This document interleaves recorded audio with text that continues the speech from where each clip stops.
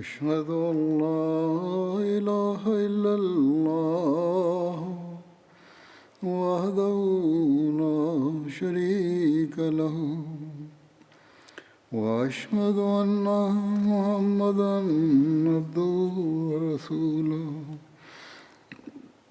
أما بعد فأعوذ بالله من الشيطان الرجيم بسم الله الرحمن الرحيم الحمد لله رب العالمين الرحمن الرحيم مالك يوم الدين إياك نعبد وإياك نستعين اهدنا الصراط المستقيم صراط الذين أنعمت عليهم غير المغضوب عليهم ولا الضالين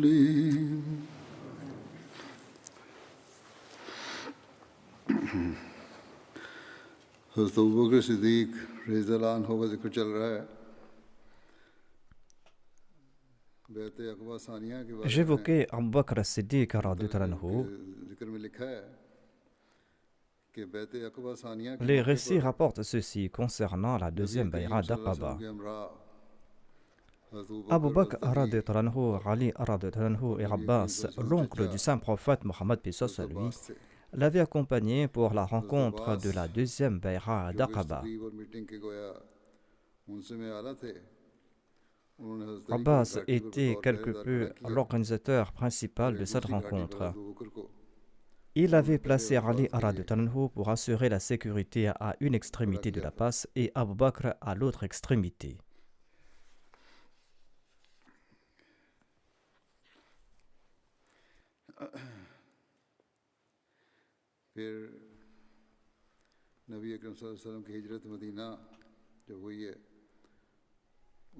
Abu Bakr as-Siddiq radhiyallahu anhu avait accompagné le saint prophète Mohammed paix soit sur lui lors de son immigration à Médine.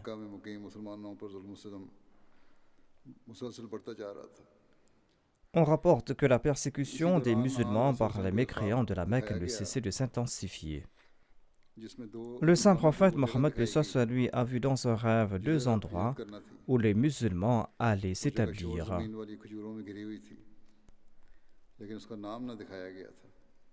Ce lieu était une terre inculte et entourée de palmiers dattiers, mais le nom n'avait pas été évoqué et mentionné dans le rêve. Vu la topographie, le saint prophète Mohammed paix soit sur lui avait déduit qu'il s'agirait de Hajar ou de Yamama.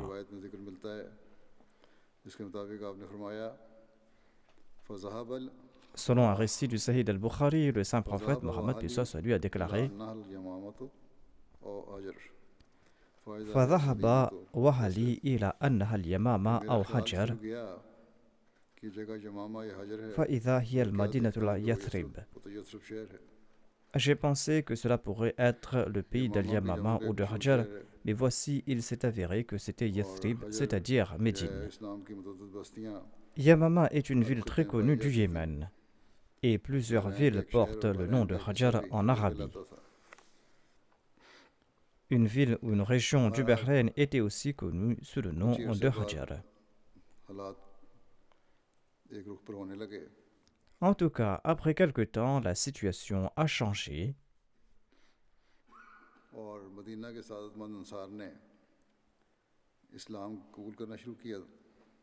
Et les bienheureux Ansar de Médine ont commencé à embrasser l'islam. Allah a informé le saint prophète Mohammed paix soit sur lui que cette terre d'exil est Yathrib, Mathrib qui par la suite portait le nom de Médine. Le Messie premier l'Islam a commenté sur cette déduction faite par le saint prophète Mohammed sallallahu alayhi wa sallam. Il déclare: Ce hadith se dit ainsi: فَذَهَبَ وَهَلِي إِلَى أَنَّهَا الْيَمَامَ أَوْ حَجَرَ فَإِذَا هِيَ الْمَدِينَةُ الْيَثْرِبَ. Il démontre clairement que la déduction faite par le saint prophète Mohammed paix soit sur lui s'est avérée inexacte.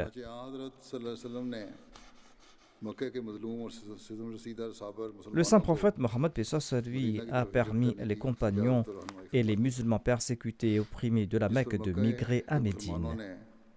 Et il leur a donné des directives à ce propos. Les musulmans de la Mecque ont commencé à migrer à Médine. Après la deuxième Bay'a d'Aqaba, cette migration a pris de l'ampleur. Des foyers et des quartiers tout entiers se vidaient. Cette situation a enflammé davantage les chefs tyranniques de la Mecque. Et ils en étaient furieux. Et ils ont pris une autre mesure, celle d'empêcher les persécutés de partir. Et ils ont trouvé de nouveaux moyens pour les opprimer. Parfois, ils laissaient partir le mari, mais le séparaient de sa femme et de ses enfants.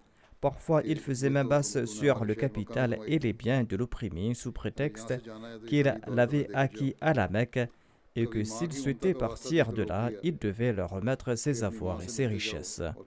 Parfois, les persécuteurs citaient l'amour maternel. Ils disaient à l'opprimé: va rencontrer ta mère. Et ils l'enlevaient en cours de route et le ligotaient et le séquestraient dans une maison. Mais ces musulmans emplis de foi et pétris d'amour pour leur religion, cette communauté de croyants reconnaissants ne cessait de migrer vers Médine avec passion.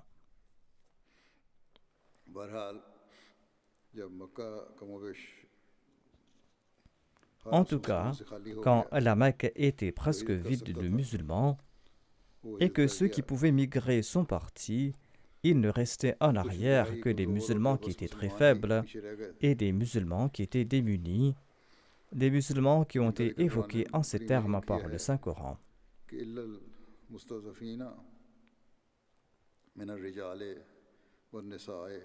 إلا المستضعفين من الرجال والنساء والولدان لا يستطيعون حيلة ولا يهتدون سبيلا. Excepté ceux qui sont rendus faibles de parmi les hommes, les femmes et les enfants, qui sont incapables d'adopter un plan ou de trouver une voie de sortie.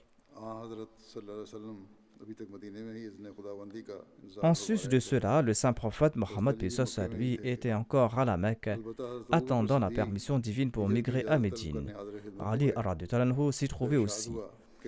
Un jour, Abu Bakr as-Siddiq s'est présenté au saint prophète Mohammed paix soit sur lui pour lui demander la permission de partir. Celui-ci lui a demandé d'attendre. Je pense aussi recevoir la permission divine pour partir, a dit le saint prophète Mohammed paix soit sur lui. Et le saint prophète lui a dit: ne t'empresse pas, il se peut qu'Allah t'accorde un compagnon. Sur ce, Abu Bakr a répondu: ô envoyé d'Allah, que mes parents soient sacrifiés pour vous. Aurez-vous, vous aussi, la permission de migrer? Ainsi, sa tristesse due à la séparation du saint prophète paix soit sur lui a commencé à s'estomper. Et Abu Bakr est retourné après avoir entendu le saint prophète Mohammed paix soit sur lui et il a reporté son émigration. Par prévenance, il a acheté 2 chamelles qu'il a nourries spécialement afin de les préparer pour le voyage. Hazrat Muslim Maud déclare à ce propos: le saint prophète Mohammed paix soit sur lui et ses compagnons se préparaient à émigrer. Une par une, les familles quittaient la Mecque et les musulmans, certains que le royaume de Dieu était proche, étaient pleins de courage. Parfois, une rue entière se vidait au cours de la nuit. Le matin, les Mécois trouvaient les portes cadenassées et ils comprenaient que les habitants avaient émigré à Médine. L'influence grandissante de l'islam à l'intérieur même de la Mecque les étonnait.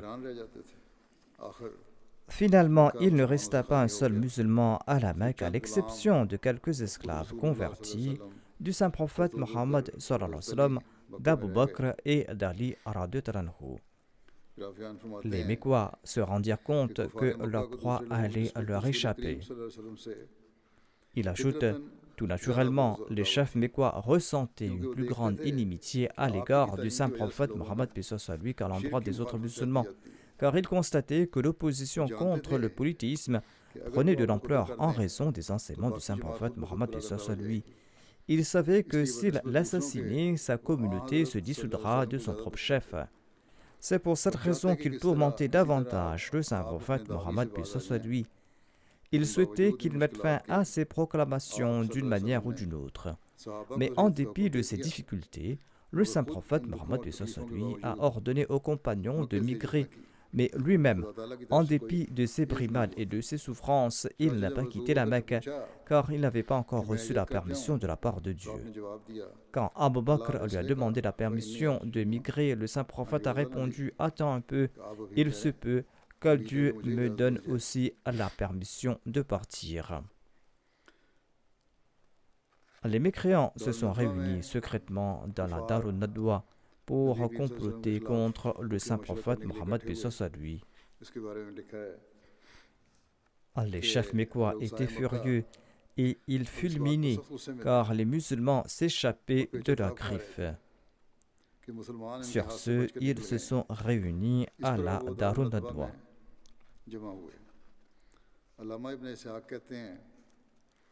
Allama ibn Ishaq a déclaré que les Qurayshites ont constaté qu'un groupe qui n'était pas des musulmans de la Mecque ou de la région s'était réuni autour du saint prophète Mohammed lui, et certains de ses compagnons de la Mecque les avaient rejoints. Les Qurayshites ont compris qu'ils se groupaient dans un lieu sûr et qu'ils recevaient une protection parfaite de la part de ces Médinois. Les Qurayshites craignaient que le saint prophète Mohammed lui ne parte vers les Médinois. Et les Qurayshites avaient aussi déduit que ces gens se réunissaient pour les combattre. Ainsi, ils se sont réunis à la Darun Nadwa pour comploter contre le saint prophète Mohammed lui. La Darun Nadwa était la maison de Qusay bin Kilab, où étaient prises toutes les décisions des Qurayshites.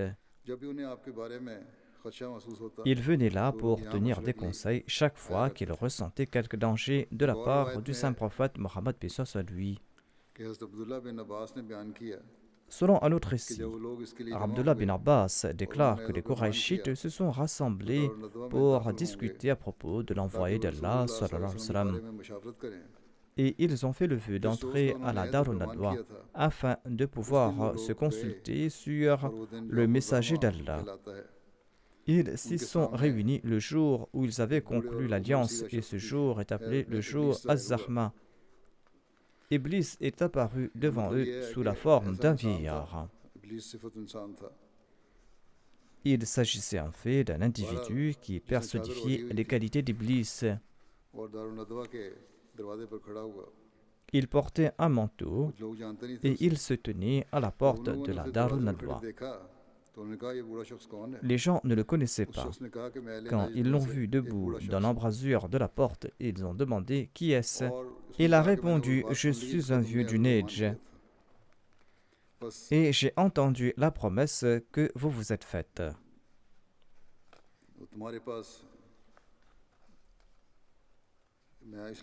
Ainsi donc, je suis venu pour entendre ce que vous avez à dire. Le vieillard a ajouté « J'espère que je vous présenterai de bons avis. » Voilà ce qu'il a dit à propos de sa personne. Les Qurayshites lui ont répondu « C'est bien, tu peux entrer. » Et il est entré avec eux. Il avait un grand groupe de chefs Qurayshites à l'intérieur, dont les plus éminents étaient Utba bin Rabi'a, Shayba bin Rabi'a, Abu Sufyan bin Harba, Tayma bin Adi et quelques autres. Abu Jahal bin Hisham, ainsi que les deux fils de Hajjaj et beaucoup d'autres étaient aussi présents. En sus de cela, il y avait d'autres chefs qui n'appartenaient pas aux Qurayshites. Tout le monde s'est réuni et c'était le moment de faire des suggestions.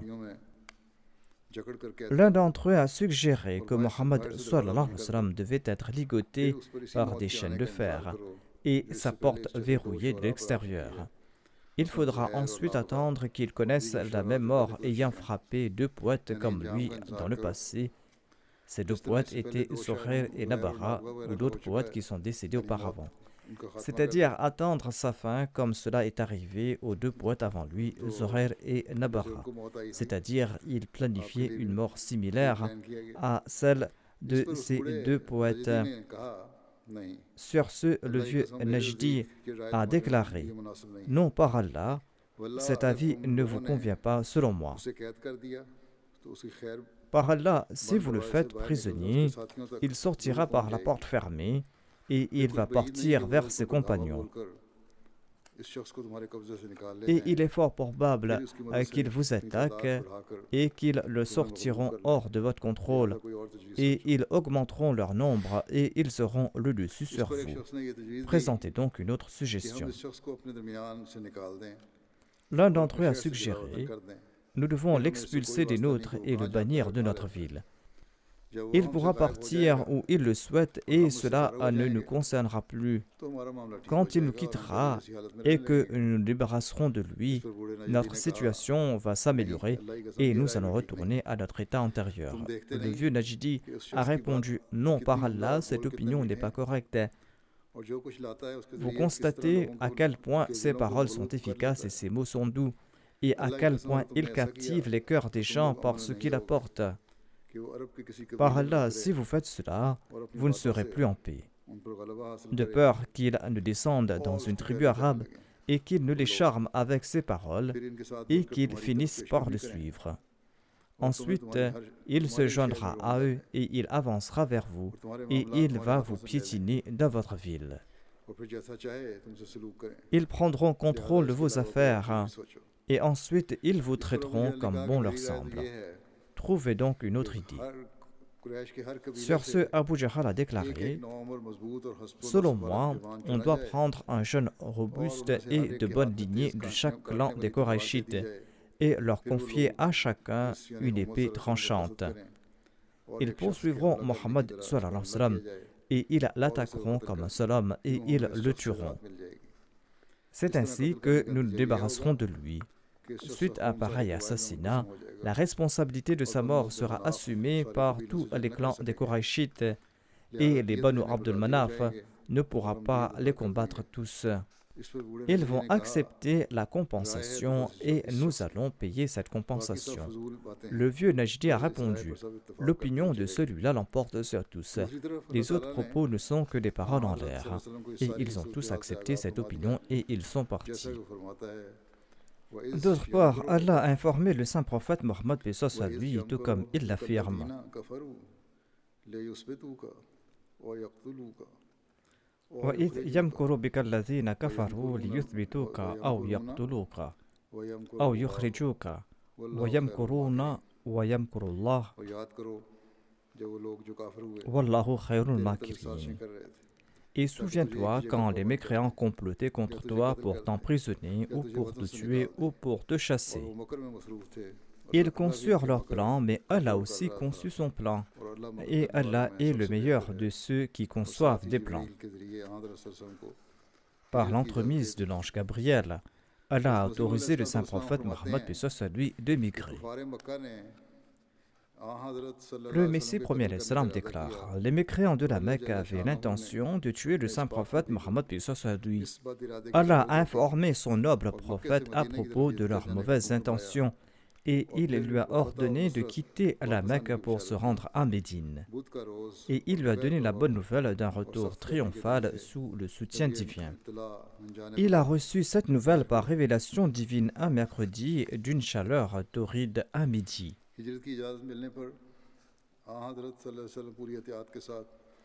Après avoir reçu l'autorisation d'émigrer en prenant maintes précautions, le saint prophète Mohammed paix soit sur lui a visité la maison d'Abu Bakr à midi, un moment où les habitants de la Mecque ne sortent pas généralement de leur maison et ils ne se rendent pas visite à ce moment de la journée. Il a aussi pris des précautions supplémentaires. Il faisait très chaud et il s'était couvert le visage et la tête avec un tissu. Quand il est arrivé tout près de la maison d'Abu Bakr, quelqu'un lui a dit: il s'agirait peut-être d'Asma selon les récits de Tabrani et de Fathul Bari. Quelqu'un en tout cas a déclaré: on dirait que le saint prophète, paix soit sur lui, vient nous rendre visite. Abu Bakr a déclaré: que mes parents soient sacrifiés pour lui. Par là, l'envoyé d'Allah sallallahu alayhi wa sallam nous rend visite à ce moment de la journée pour une raison particulière. Et Abu Bakr radhiyallahu anhu est sorti de sa maison tout anxieux et tout dévoué. Et quand le saint prophète Mohammed paix soit sur lui est entré, Aïcha et Asma étaient dans la pièce. Le saint prophète Mohammed paix soit sur lui a dit à Abu Bakr: fais sortir ceux qui sont avec toi. Abu Bakr a répondu: seules mes deux filles sont là et personne d'autre. Selon un autre récit, il aurait déclaré: il n'y a ici que les membres de votre famille et personne d'autre, ô envoyé d'Allah. L'envoyé d'Allah sallallahu alayhi wa sallam a déclaré: j'ai reçu l'autorisation d'émigrer. Abu Bakr radhiyallahu anhu lui a demandé spontanément: ô prophète d'Allah, pourrais-je vous accompagner? Le saint prophète a répondu: oui. Ceci est un récit tiré d'Al-Bukhari. Sur ce, Abu Bakr a pleuré de joie. Aïcha raconte: ce jour-là, pour la première fois, j'ai découvert que l'on peut aussi pleurer de joie. Par la suite, ils ont mis en place le plan pour le départ. Abu Bakr radhiyallahu anhu a déclaré: ô messager d'Allah, j'ai acheté 2 chameaux à cet effet. Prenez un de ces 2 chameaux. L'envoyé d'Allah sallallahu alayhi wa sallam a déclaré: je paierai le prix. Et quand il a insisté pour payer le prix, Abu Bakr n'a eu d'autre choix que d'accepter le paiement. Il avait acheté ces 2 chameaux pour 800 dirhams. Et le saint prophète en a acheté un pour 400 dirhams. Selon un récit, le saint prophète, paix soit sur lui, aurait acheté ce chameau pour 800 dirhams. Ensuite, ils ont décidé que la première étape sera la grotte de Thor et qu'ils y resteraient pendant 3 jours. Ils ont également décidé d'embaucher un expert connaissant toutes les routes du désert bien connues et inconnues autour de la Mecque. Ils en ont parlé à un certain Abdullah bin Urayqit. Bien qu'il était un polythéiste, il était un homme bon et responsable et honnête. Les biographes disent qu'il n'était pas musulman à l'époque, mais selon un autre récit, il s'était converti à l'islam plus tard. Ils lui ont remis 3 chameaux et ils ont convenu qu'il viendrait à la grotte de Thor le matin, exactement 3 jours plus tard. Abdullah bin Abi Bakr était un jeune homme intelligent. On lui a confié la tâche de visiter quotidiennement les assemblées de la Mecque pour connaître ce qui se passait. Ensuite, il devait se rendre à la grotte de Thor pendant la nuit pour faire ses rapports. Amir bin Furayha était un esclave sage et responsable d'Abu Bakr. Il avait pour tâche de faire paître ses chèvres autour de la grotte de Thor. Et la nuit, il fournirait du lait frais grâce aux chèvres laitières.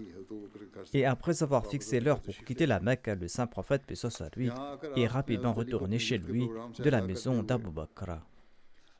En arrivant chez lui, il a informé Ali à propos du programme de son départ et il lui a confié une tâche exigeant un grand dévouement. Le saint prophète a demandé à Ali de dormir dans son lit cette nuit-là en se couvrant de sa couverture de Hadramawt de couleur verte. Selon un autre récit, cette couverture était de couleur rouge et le saint prophète utilisait cette couverture lorsqu'il dormait. Et il a assuré ce serviteur dévoué du soutien de Dieu en lui disant: ne te soucie pas, dors à l'aise dans mon lit, l'ennemi ne pourra pas toucher un seul de tes cheveux.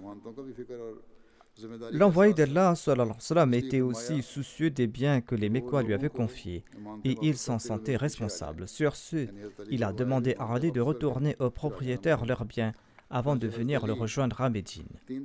Et Ali est resté 3 jours à la Mecque jusqu'à ce qu'il rende les biens que les gens avaient confiés au saint prophète Mohammed paix soit sur lui.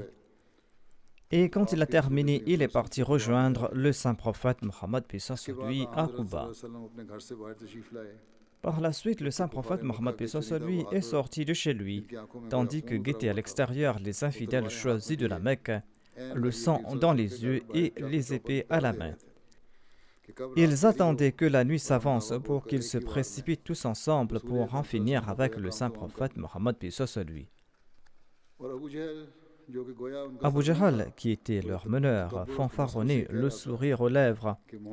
Mohammed, paix soit sur lui, dit que si vous suivez ces préceptes, vous serez les rois des Arabes et des non-Arabes. Ensuite, vous serez ressuscités après votre mort et vous aurez des jardins ressemblant à ceux du Jourdain. Et si vous ne suivez pas ces consignes, il y aura du carnage parmi vous. L'envoyé d'Allah sallallahu alayhi wa sallam est sorti et il a déclaré oui, voilà ce que je dis, et il a récité ces versets de la sourate Yasin. Yasin wal Qur'an al-Hakim innaka lamina al-mursalin ala siratin mustaqim. Tanzil al-Aziz al-Rahim لتنذر قوما ما أنذر آباؤهم فهم غافلون لقد حق القول على أكثرهم فهم لا يؤمنون إنا جعلنا في أعناقهم أغلالا فهي إلى الأذقان فهم مقمحون وجعلنا من بين أيديهم سدا ومن خلفهم سدا فأغشيناهم فهم لا يبصرون.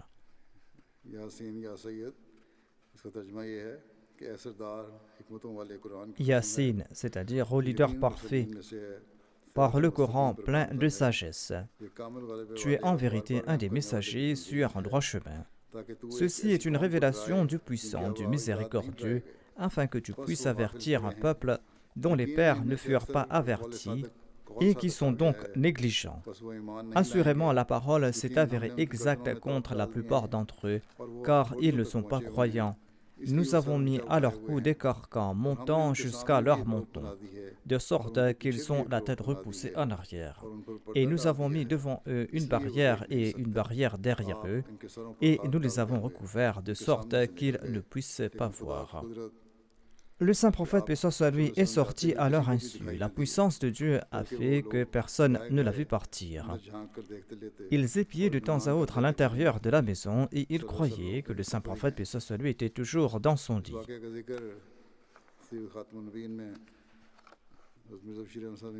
Hazrat Mirza Bashir Ahmad Sahib a écrit à ce propos dans son ouvrage Sirat Khatamun Nabiyyin. Il déclare, dans l'obscurité de la nuit, les infâmes Korachites de diverses tribus avaient assiégé à la maison du saint prophète, paix soit sur lui, avec leur intention sanguinaire. Ils attendaient l'aube afin que le saint prophète, paix soit sur lui, ne sorte de chez lui afin de lancer une attaque soudaine et l'assassiner. Le saint prophète, paix soit sur lui, avait encore en sa possession des biens confiés par nombre d'infidèles, car malgré leur inimitié extrême, beaucoup d'entre eux lui confiaient souvent leurs biens en raison de son honnêteté. Par conséquent, l'envoyé d'Allah a expliqué les comptes à Ali et il l'a enjoint de ne pas quitter la Mecque sans rendre ses biens à leur propriétaire.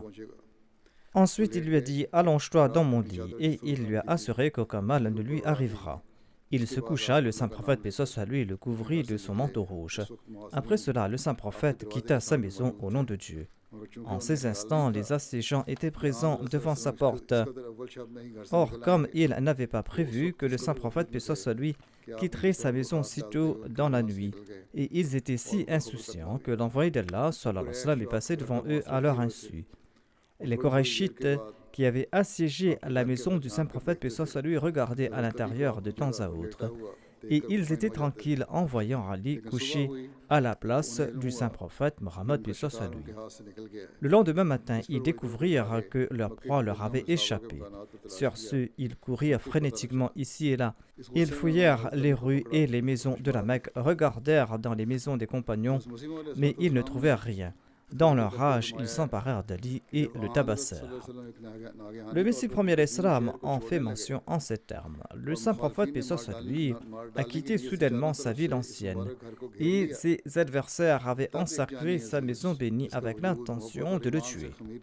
Un proche dévoué, pétri d'amour et de foi, se coucha fidèlement dans le lit du saint prophète Mohammed, paix soit sur lui, suite aux instructions de l'envoyé d'Allah.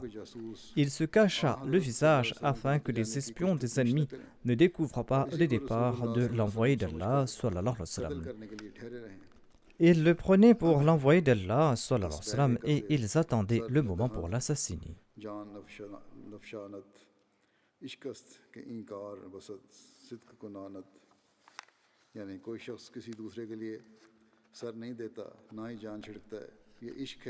Personne n'offre sa tête pour un autre, ni ne fait offrande de sa vie. C'est l'amour qui rend autrui capable de le faire en toute sincérité.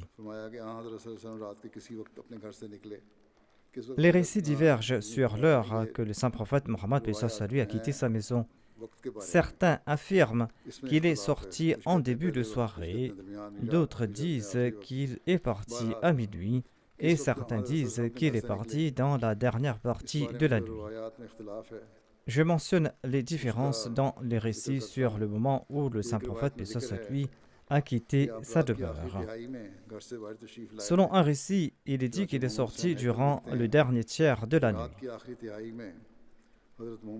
Mohammed Hussein Haikal écrit que le saint prophète lui s'est rendu dans la maison d'Abu Bakr durant la dernière partie de la nuit, profitant de l'insouciance des politistes. De là, tous deux sont sortis par la porte arrière de la maison et se sont dirigés vers la grotte de Thor, située au sud. Selon un autre récit, il serait sorti à minuit. D'après le Dalaïl al-Nabuwa, l'envoyé d'Allah et Abu Bakr sont partis pour la grotte de Thor au milieu de la nuit. Selon le Madarij al-Nabuwa, durant la soirée du jour, le saint prophète lui a décidé de migrer. Il a demandé à Ali de dormir chez lui le soir, afin de ne pas éveiller les soupçons des polythéistes et afin de leur cacher la vérité. Hazrat Mirza Bashir Ahmad Sahib a écrit que le saint prophète Mohammed lui a quitté sa maison durant la première partie de la nuit. Il explique à ce sujet, les assiégeants étaient présents devant sa porte. Or, comme il n'avait pas prévu que le saint prophète lui quitterait sa maison si tôt dans la nuit, ils étaient si insouciants que le saint prophète lui est passé devant eux à leur insu. Le saint prophète lui traversait silencieusement mais rapidement les rues de la Mecque et il ne fallut pas longtemps avant qu'il n'atteigne la périphérie de la ville et se dirige vers la grotte de Thor. Toute l'affaire a été pré-réglée avec Abu Bakr qui a rejoint le saint prophète lui en cours de route. Hazrat Muslim Maud déclare quant à lui à ce propos: lorsque les Mécois se rassemblaient devant la maison du saint prophète Mohammed lui pour l'assassiner, eh bien, le saint prophète Mohammed lui a quitté sa maison dans l'obscurité de la nuit avec l'intention de quitter la Mecque. Les Mécois devaient se douter que le saint prophète lui avait été informé de leur intention, mais lorsqu'il est passé devant eux, ils ont cru qu'il s'agissait de quelqu'un d'autre et non du saint prophète Mohammed lui. Et au lieu de l'attaquer, ils ont tenté de se cacher de ses regards afin qu'il ne soit pas au courant de leurs intentions. À la veille de cette nuit, Abu Bakr avait été informé qu'il devait partir avec lui. Ils se sont rencontrés et tous deux ont quitté la Mecque en peu de temps. Selon le Messie premier l'Islam, le saint prophète Mohammed lui avait quitté la maison tôt le matin. Il déclare à ce propos: aucun ennemi n'a vu le saint prophète Mohammed partir, tandis que c'était le matin, et que tous les opposants avaient encerclé sa maison. Tout comme Dieu l'a annoncé dans la sourate Yassine, il banda les yeux de tous les ennemis, et le saint prophète Mohammed lui passa devant eux à leur insu.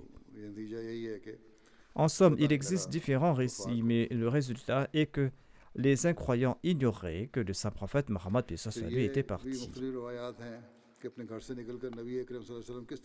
Il existe également divers récits concernant la direction dans laquelle le saint prophète lui est parti lorsqu'il a quitté sa maison. D'après un des récits, il semble que le saint prophète et Abu Bakr ont respectivement quitté leur maison et se sont rencontrés en cours de route et se sont dirigés ensemble vers la grotte de Thor. Selon un autre récit, le saint prophète Mohammed lui a quitté sa maison et s'est dirigé vers la grotte de Thor. Après un court instant, Abu Bakr est venu à la maison du saint prophète et Ali l'a informé que le saint prophète était parti et se dirigeait vers la grotte de Thor et que Abu Bakr devait partir lui aussi derrière lui. Donc Abu Bakr a suivi le saint prophète. Ce récit semble être très faible. Il laisse l'impression que le saint prophète Mohammed lui a entendu Abu Bakr et que celui-ci est arrivé en retard et que de plus Abu Bakr ignorait où se trouvait le saint prophète Mohammed lui et Ali a dû l'en informer. Il est impossible qu'un événement aussi important et aussi confidentiel que la migration ait eu lieu et que Abu Bakr, qui était très sage et responsable, ait pu faire preuve d'une telle insouciance. Ainsi, les autres récits des recueils d'histoire semblent être plus exacts et plus logiques. Selon ces récits, le saint prophète Mohammed lui a quitté sa maison et il s'est rendu directement à la maison d'Abu Bakr. De là, le saint prophète et Abu Bakr se sont rendus à la grotte de Thor. À cette occasion, les deux filles fidèles et courageuses d'Abu Bakr, Aïcha et Asma, ont rapidement préparé de la nourriture pour le voyage qui comprenait de la viande de chèvre rôtie. En raison de la sensibilité de la situation et du manque de temps, elles n'ont rien trouvé pour attacher le sac en cuir de nourriture. Sur ce, Asma a pris sa ceinture et l'a coupée en deux et a attaché la nourriture. Elle a utilisé un morceau de sa ceinture pour attacher le récipient de nourriture et l'autre pour fermer l'outre d'eau. Le saint prophète, paix soit lui, observait attentivement ces moments empreints d'amour et de fidélité et il déclara au Asma, en échange de cette ceinture, qu'Allah t'accorde 2 ceintures au paradis. En d'autres termes, la ceinture qu'elle avait attachée sur sa taille. En raison de cette parole, Asma fut plus tard connue sous le nom de Zat an-Nitaqayn, c'est-à-dire celle possédant 2 ceintures. Au cours de ce voyage, le saint prophète Mohammed lui récitait continuellement le verset suivant: وَقُلْ رَبِّ ادْخِلْنِي مُدْخَلَ صِدْقٍ وَأَخْرِجْنِي مُخْرَجَ صِدْقٍ وَاجْعَلْ لِي مِن لَّدُنكَ سُلْطَانًا نَصِيرًا. Et dis, ô mon Seigneur, rends mon entrée une entrée empreinte de vérité, et rends ma sortie une sortie empreinte de vérité, et accorde-moi de ta part un assistant puissant. De même, le saint prophète Mohammed lui répétait cette prière. Allahumma a'inni ala hawali dunya wa wa'ik ad-dahr wa masa'ib al-layali wal ayyam. Allahumma ashabni fi safari wa akhlifni وأهلي وبارك لي فيما رزقتني ولك فضلني وعلى صالح خلقي فقومني وإلى ربي فحببني وإلى الناس فلا تكلني أنت رب المستضعفين وأنت ربي أعوذ بوجهك الكريم الذي أشرقت له السماوات والأرض وكشفت به الظلمات وصلح عليه أمر الأولين والآخرين أن يحل بي غضبك وينزل علي سخطك أعوذ بك من زوال نعمتك وفوجات نقمتك وتحول عاقبتك وجميع سخطك لك الأتباع خير ما استطعت ولا حول ولا قوة إلا بك. Toute louange appartient à Allah qui m'a créé quand je n'étais rien. Ô Allah, accorde-moi de l'aide contre les peurs de ce monde et les afflictions de cette époque et les épreuves du jour et de la nuit. Ô Allah, sois mon compagnon dans ce voyage et le gardien de ma famille. Accorde-moi des bénédictions dans ce que tu m'as accordé et permets-moi de t'obéir. Permets-moi de rester ferme dans cet excellent état de création et de devenir le bien-aimé de mon Seigneur. Et ne laisse pas les gens m'atteindre. Tu es le Seigneur des faibles et tu es aussi mon Seigneur. Je cherche refuge auprès de ton noble visage qui a éclairé les cieux et la terre. ton noble visage qui a fait disparaître aussi les ténèbres et qui a rectifié les affaires de ceux qui sont venus avant et après. Je cherche refuge pour ne pas encourir ta colère et ton mécontentement. Je cherche refuge auprès de toi contre la diminution de tes faveurs, contre ta vengeance soudaine et contre tout changement dans ton décret final à mon sujet. Selon le Shara Zurqani, au lieu de Tahawuli Aqibatika, c'est-à-dire je cherche refuge contre tout changement dans ton décret final à mon sujet, on trouve mention des mots suivants Tahawulu Afiyatika, c'est-à-dire je cherche refuge contre le déclin de ta protection. Et je cherche refuge contre ton mécontentement et je recherche ton plaisir dans chaque acte de vertu que j'accomplis. Et il n'y a aucun moyen d'éviter le péché ou de force à faire le bien sans toi. En passant derrière la Kaaba, le saint prophète Mohammed lui s'est tourné vers la Mecque et il s'est adressé à la ville et il a déclaré « Par Allah, ô la Mecque, tu m'es plus cher d'entre les terres d'Allah et tu es aussi celle qu'Allah aime le plus de ces terres. Si tes habitants ne m'avaient pas expulsé, je ne serais jamais parti. »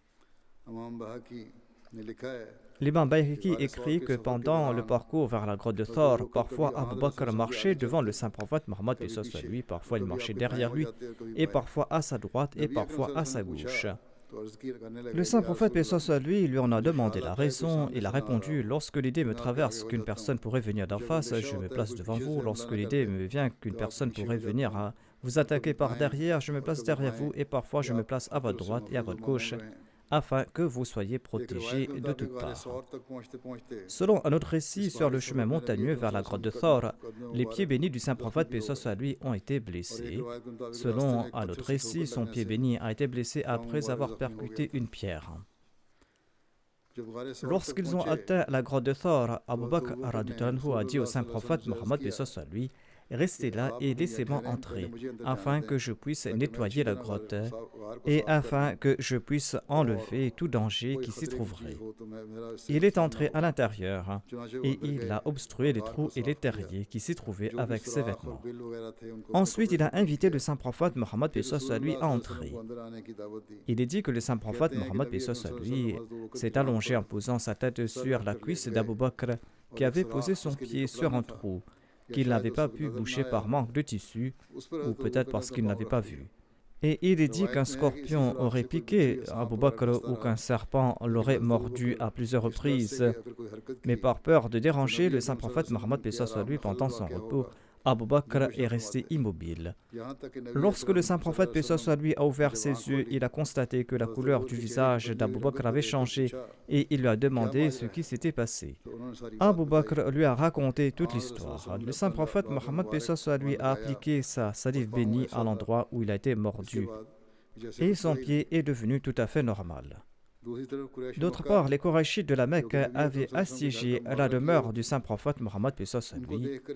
En les voyant, quelqu'un qui passait leur a demandé ce qu'il faisait. Et lorsqu'ils en ont informé, il a déclaré: je viens de voir Mohammed lui passer dans les ruelles. Et ils se sont moqués de lui et ont déclaré: il se trouve à l'intérieur sur son lit et nous le surveillons constamment. Et dès la nuit tombée, lorsque, conformément à leur complot, ils sont entrés soudainement et ils ont tiré la couverture, ils ont découvert que la personne qui dormait était Ali. Lorsqu'ils lui ont demandé où se trouve Mohammed, il a répondu: je l'ignore. Sur ce, les polythéistes l'ont tabassé, l'ont réprimandé et ils l'ont relâché après l'avoir emprisonné pendant quelque temps.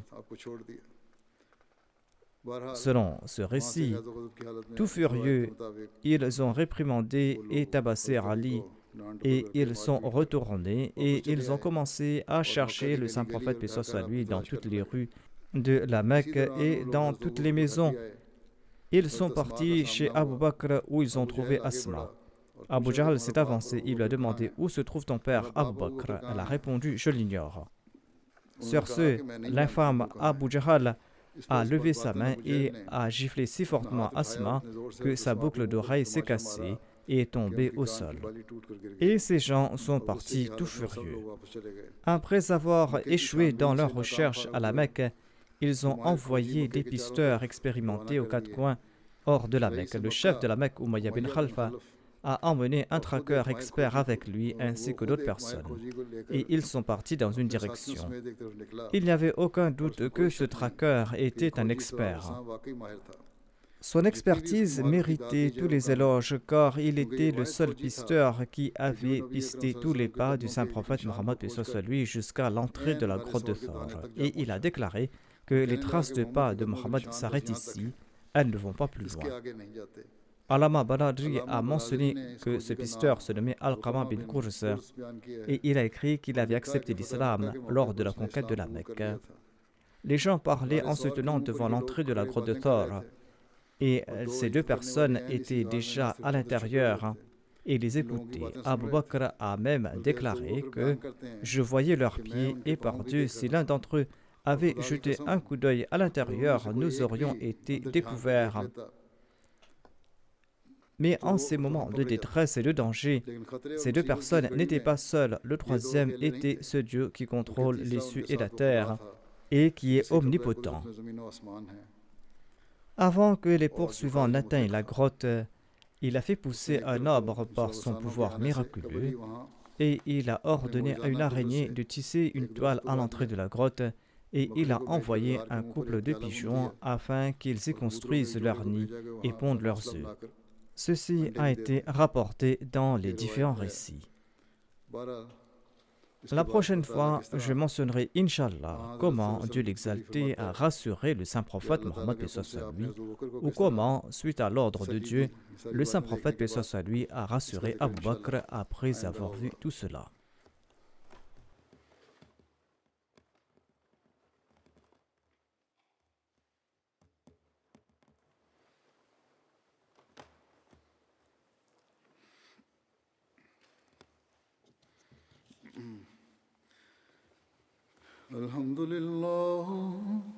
الحمد لله نحمده ونستعينه ونستغفره ونؤمن به ونتوكل عليه ونعوذ بالله من شرور أنفسنا ومن سيئات أعمالنا من يهده الله فلا مضل له ومن يضلل فلا هادي له ونشهد أن لا إله إلا الله ونشهد أن محمدا عبده ورسوله عباد الله رحمكم الله إن الله يأمر بالعدل والإحسان وإيتاء ذي القربى وينهى عن الفحشاء والمنكر والبغي يعظكم لعلكم تذكرون اذكروا الله يذكركم وادعوه يستجب لكم ولذكر الله أكبر